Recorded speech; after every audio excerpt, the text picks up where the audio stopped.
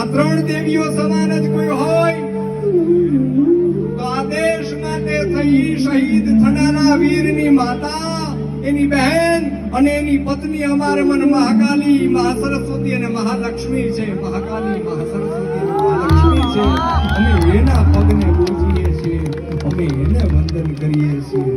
આ દેશને આઝાદ કરાવનારે એક વીરને, રામપ્રસાદ બિસ્મિલને ફાંસીની સજા સંભળાવી અંગ્રેજોએ, અને રામપ્રસાદ બિસ્મિલે ફાંસીની સજા સાંભળ્યા પછી એમને પૂછવામાં આવ્યું કે તમારી કોઈ આખરી ઈચ્છા છે? ત્યારે રામપ્રસાદ બિસ્મિલે કીધું કે મારી એક વખત આખરી ઈચ્છા છે કે મારી માને મળવું છે મારે છેલ્લે.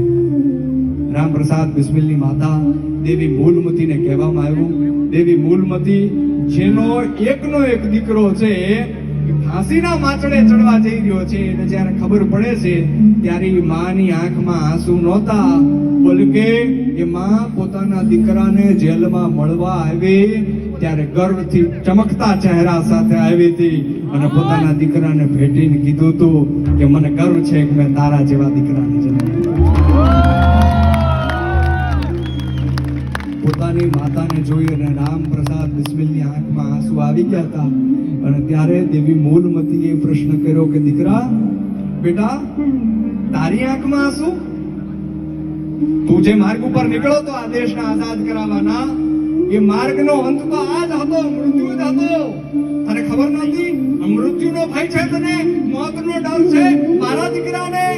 અને ત્યારે રામપ્રસાદ બિસ્મિલે કીધું હતું કે માં, હું તારો દીકરો છું, મને મૃત્યુનો ભય ન હોય, મોતનો ડર ન હોય, પણ મને એક જ વાતની ચિંતા સતાવે છે કે કદાચ આવતા જન્મે જો મને તારા જેવી માં નહીં મળે તો શું થશે? આવતા જન્મે મને તારા જેવી માં નહીં મળે.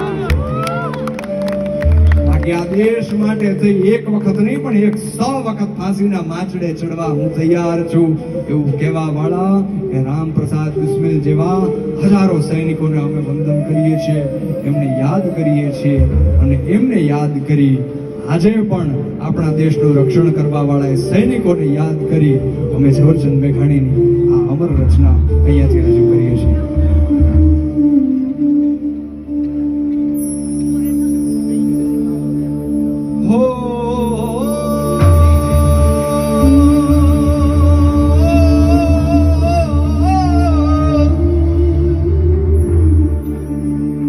જનની જન તો ભગત જન જે કા દાતા ને કા શૂર, જનની જન તો ભગત જન જે કા દાતા ને કા શૂર, નહીં તર રે જે તું તો આંજણી, ભાઈ મત ગુમાવીશ તારું, મત ગુમાવીશ તારું.